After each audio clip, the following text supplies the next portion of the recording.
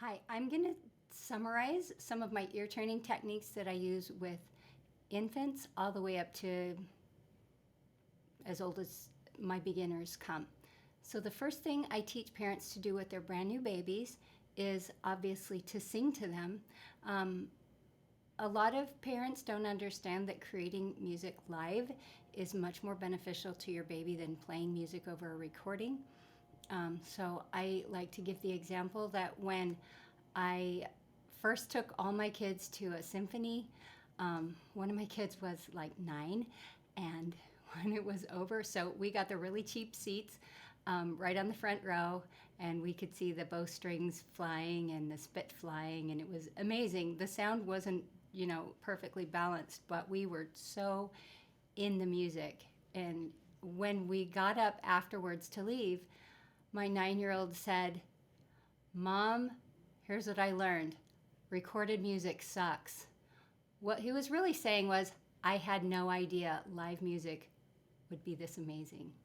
So I encourage my parents to sing and to play music with their babies. And I tell them, your baby's not there to judge you. No matter how bad you think you are at playing the piano, you're better than your baby. So I want them to do that to create live music for them. The next thing I teach them how to do is to pitch match with what their baby is doing. Your baby's not going to pitch match with you, just like your baby is not going to listen to you until you listen to them. So it's about more than just pitch matching and ear training. It's about teaching your child how to listen by setting the example of listening. So here's a little blip of what that looks like for a parent and their new baby.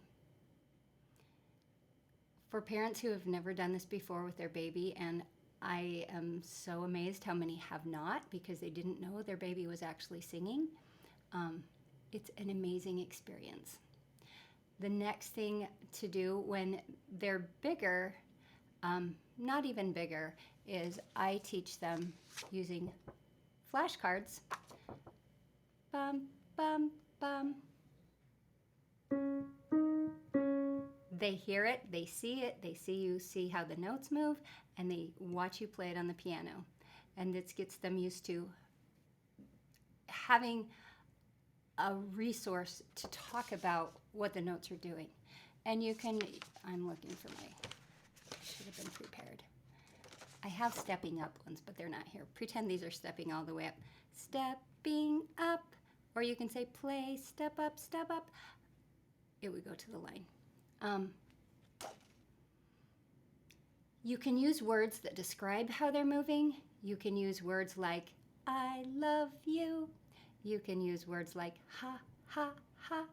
When you laugh the pitches, it's really funny because you end up laughing. So that's fun.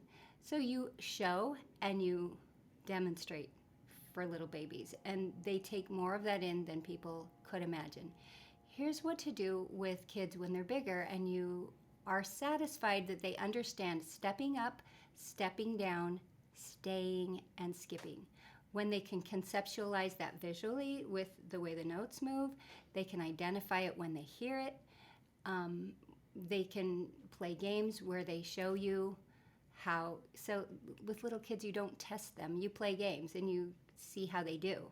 When you can see that they understand stepping up, stepping down, and when they can follow a small pattern on the music of stepping up and stepping down in a 3-note pattern, then it's time to give them an ear tune.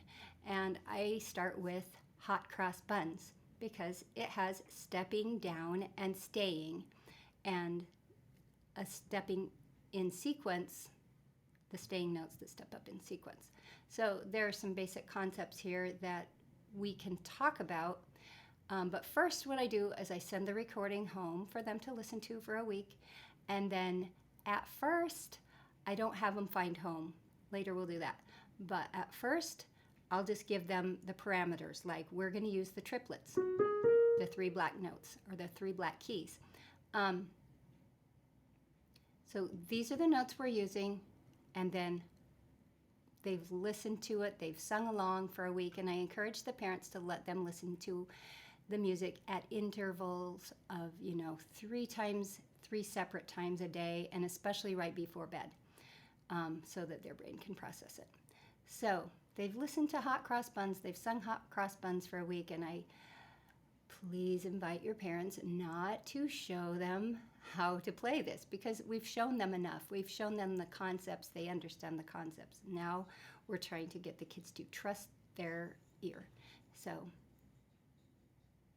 all of my students can do this, and it doesn't matter if they started out being musically gifted or musically inclined. They can all do it, and they all love it. So this really works. So here's the part that's a little tricky to learn. So we start out, we sing it, we listen to it, we sing along with the recording, I play it.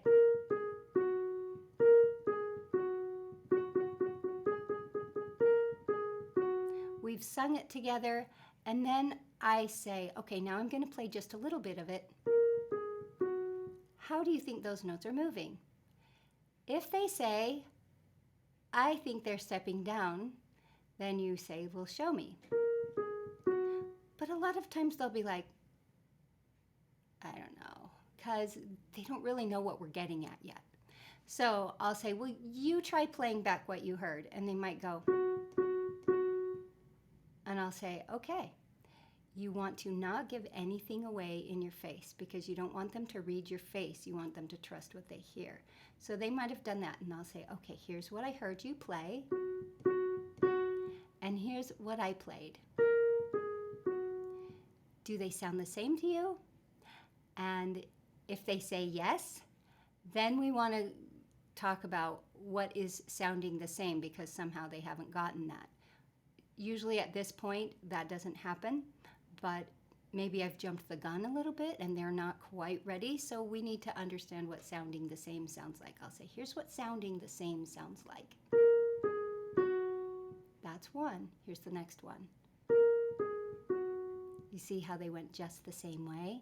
Okay, now we'll try it again. I'm going to play this, and how do you think they're moving?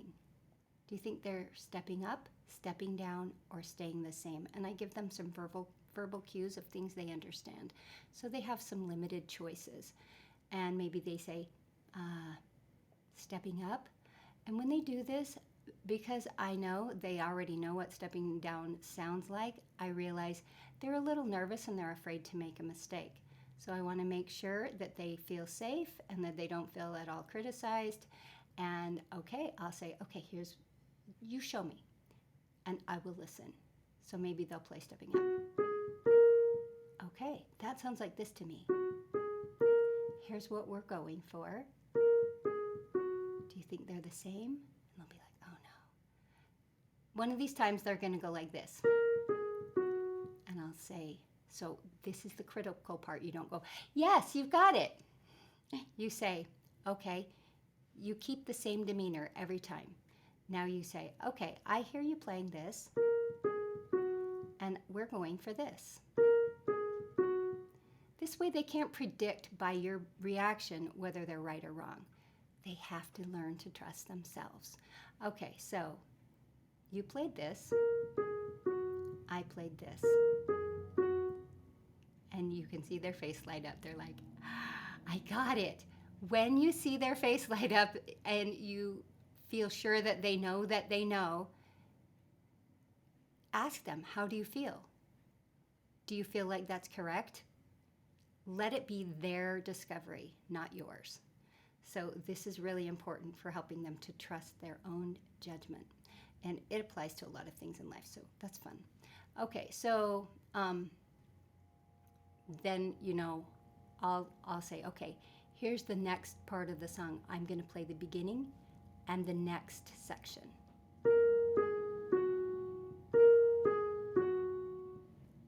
What do you notice about the second section? Some kids will say, oh, it sounds the same as the first section, and some will not. So we're going to back up a little bit. If they don't get the stepping down part, you can go one note at a time. Of the 3 notes that we've played, here's our starting note. Can you find that one out of the 3? when they get the right one, they usually know it. But sometimes this is a thing that happens with, especially with kids who are a little more naturally inclined to music. Sometimes they're very possessive or protective of it. It's very precious to them, and they, for various reasons, they would rather guess wrong and know it than guess right and then find out they're wrong. So sometimes kids will play every single thing except the right thing. And when that happens, it's delicate because these kids are tender, and it's easy for them to feel like it's bad to make a mistake.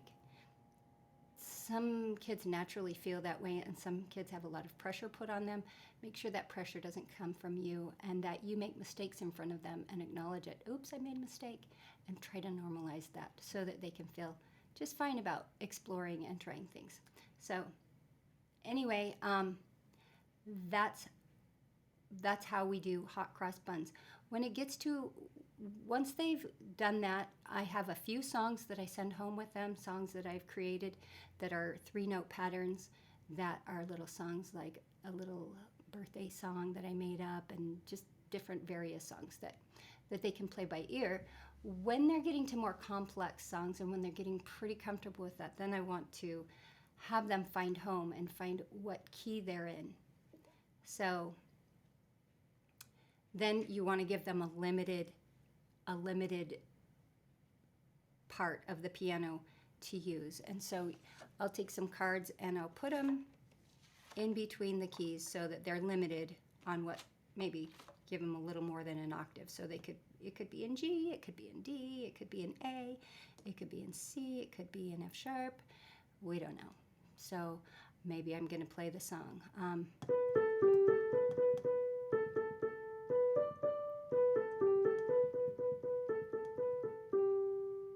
Okay, so then we'll be, okay, so this is later when they're in a 5-finger tune-up. And they've played in at least a couple of different keys. Okay, where do you think home is?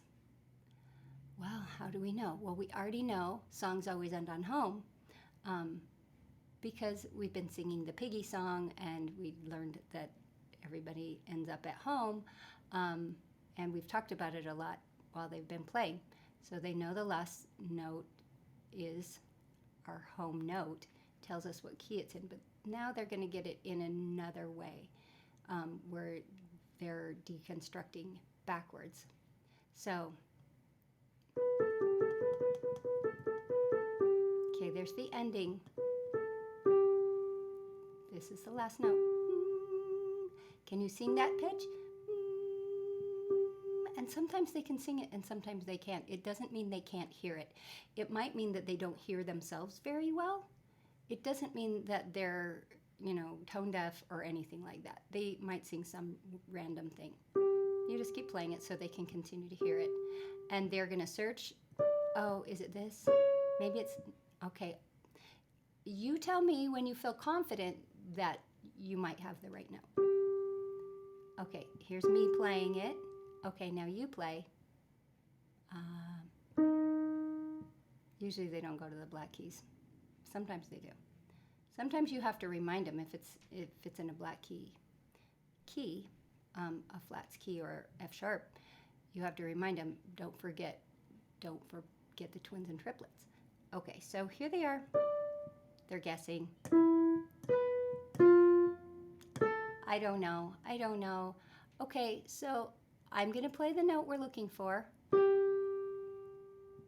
Try again. So this is really when they will play every single key that you've offered them and never play the right one. Okay, here's what I hear you playing.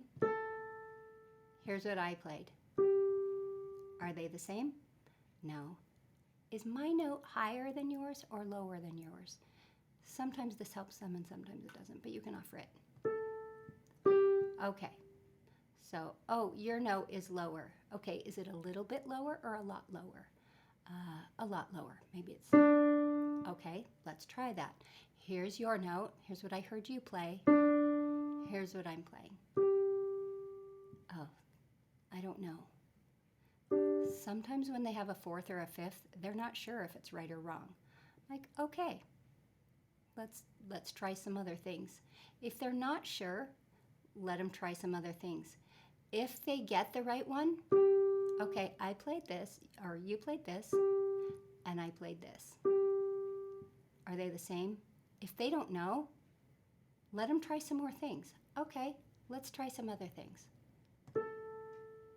Okay, here's what you played. Here's what I played.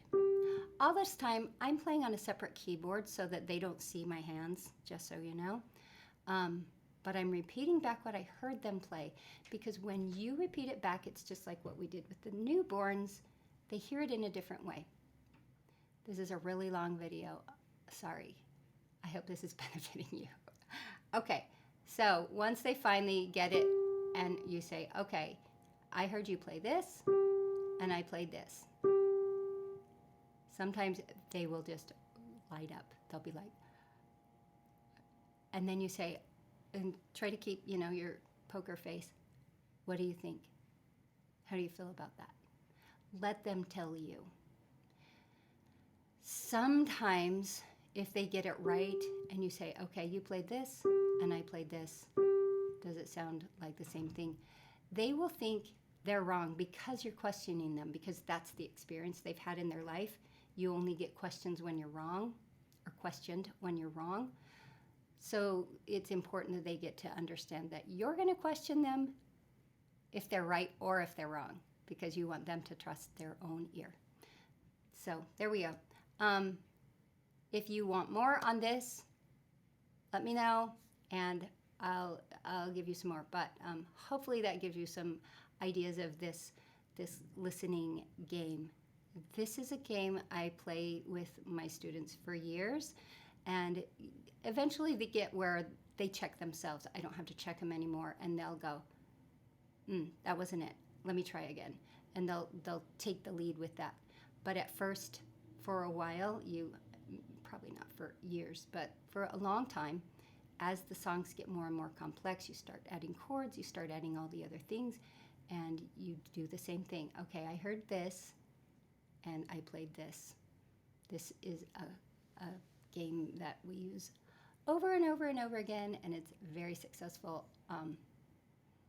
All of my students love to play by ear and by notes, and so it's really fun. So I hope that helps you. See ya.